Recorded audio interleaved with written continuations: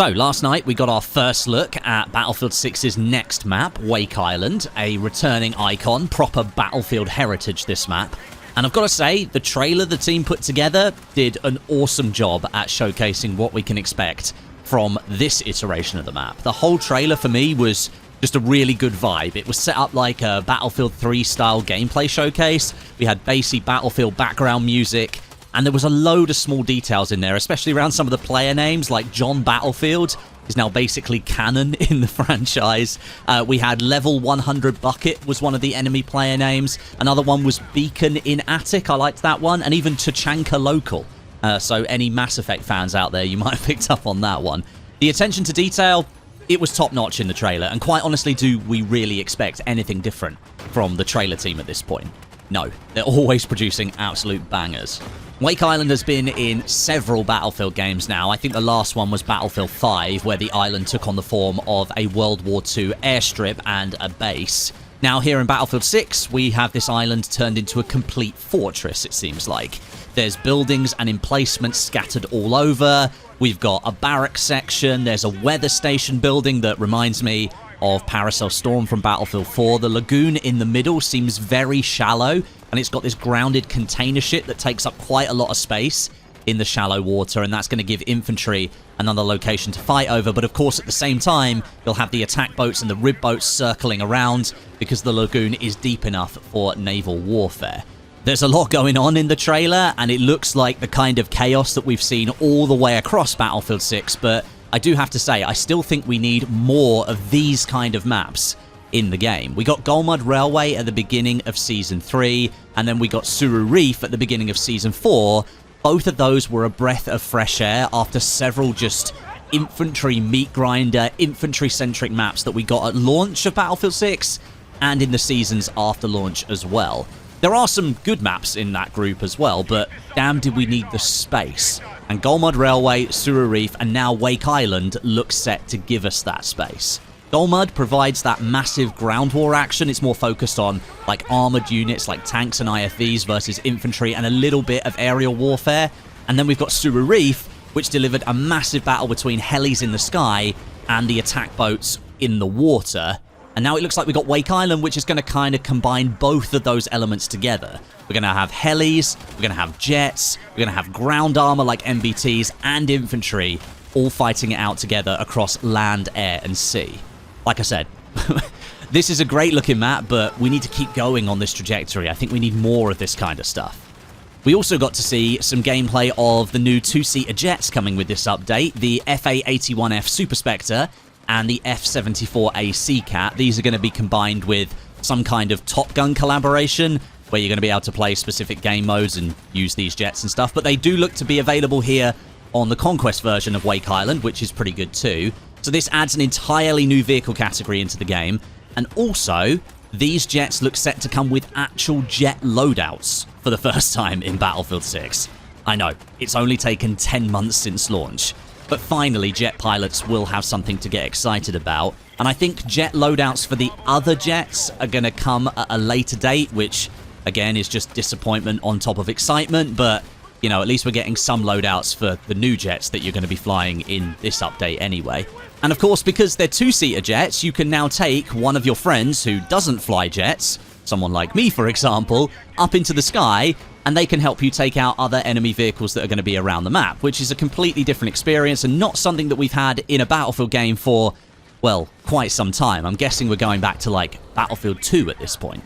The Carrier Assault game mode is also going to come with this update. This is something that was included in previous Battlefield games. The last time we saw it was in Battlefield 4, and you may not be familiar with it, so let me quickly explain.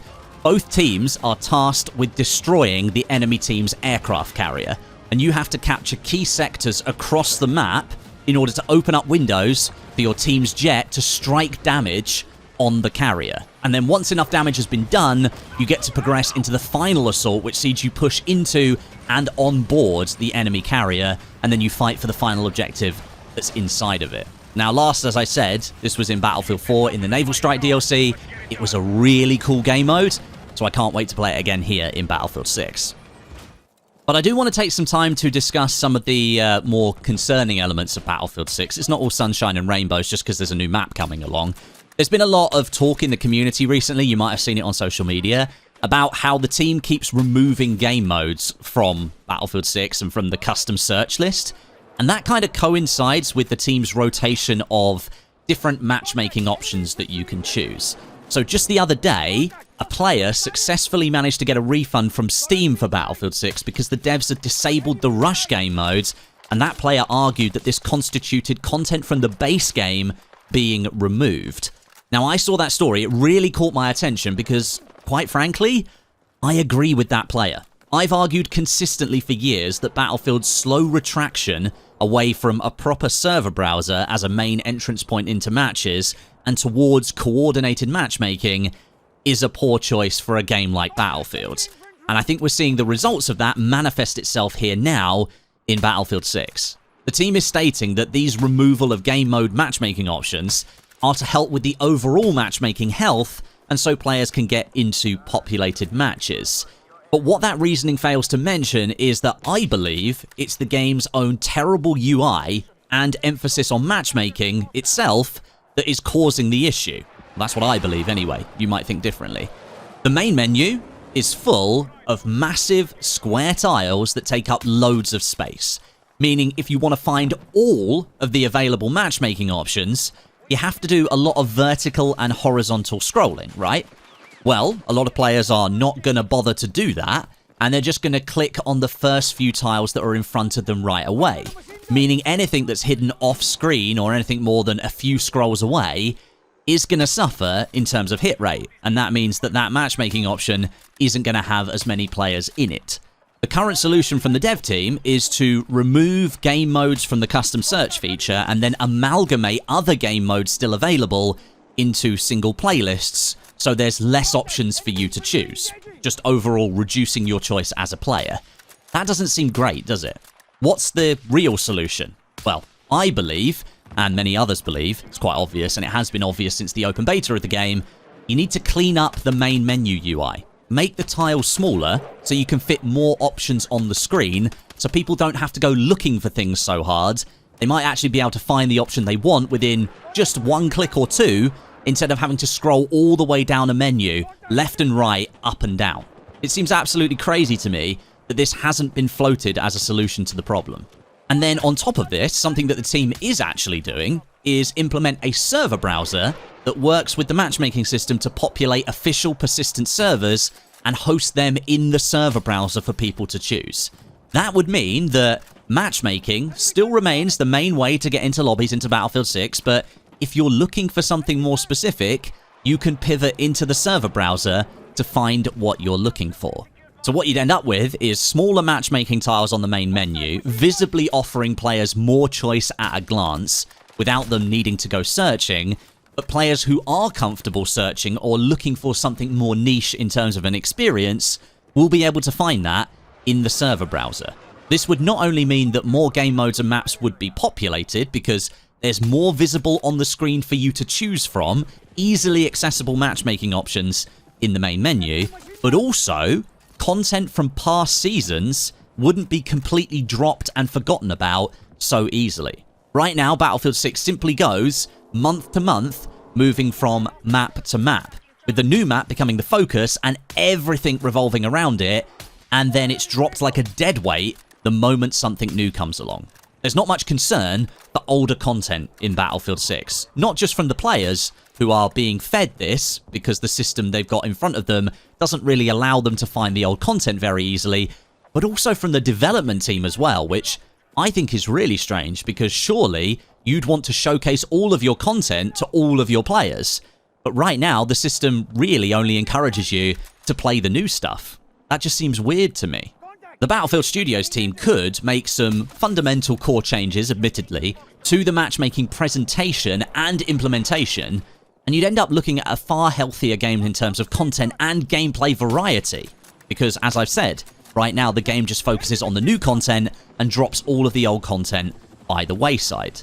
I kind of find it baffling that the team hasn't already done this because, as I've already said, the solutions just seem quite obvious. Unless I'm missing something or being massively ignorant of something here, I can't really see a good reason why the dev team hasn't already tried to solve these issues. And instead, they're kind of just like band-aid patching the outcome of poor decisions that were made before the launch of the game when it was in development. The team has put in a load of good work gameplay-wise for Battlefield 6, but they seem to have a complete blind spot when it comes to this kind of stuff. And that's concerning to me as a long-time Battlefield player. But I am going to bookend this video with something positive. It doesn't seem like Battlefield 6 is coming to an end anytime soon. In a recent blog post from the developers, they reiterated that Season 5, which is coming after all of this naval warfare stuff, it won't be the end of Battlefield 6 or RedSec. Teams across the Battlefield studios are already working on what's coming next, and they're going to share more of those plans in the future, and I assume that will come as we approach and get into Season 5, which by all accounts does now look to be set in Las Vegas. And if you remember, Season 5 is going to be the first season for Battlefield 6 that gets 3 multiplayer maps. Now, that is still only 75% of the map content that we used to get for DLCs back in the day. But hey, 3 maps is certainly better than 2 when you have 3-month seasons. One of those months always feels extremely light on content and almost very dry and doesn't really give me a reason to come back and play the game. Again, that kind of feeds back into what I've been saying about the Matchmaker. Because if the Matchmaker actually incentivized me to play content that's already available in the game, rather than everything just focusing on the brand new content, then maybe that empty month wouldn't feel so empty. But hey, I'm going on a bit of a tangent. Overall, though, it's good that Battlefield 6 is not going to end after Season 5. It looks like the game will extend beyond Season 5 into 2027. That likely means more seasons of more content, more new maps for us to play, more weapons, vehicles, more gameplay additions, and stuff to look forward to. So Wake Island drops next week. I'm looking forward to that. Let me know what you think of this in the comments. I'll catch you soon.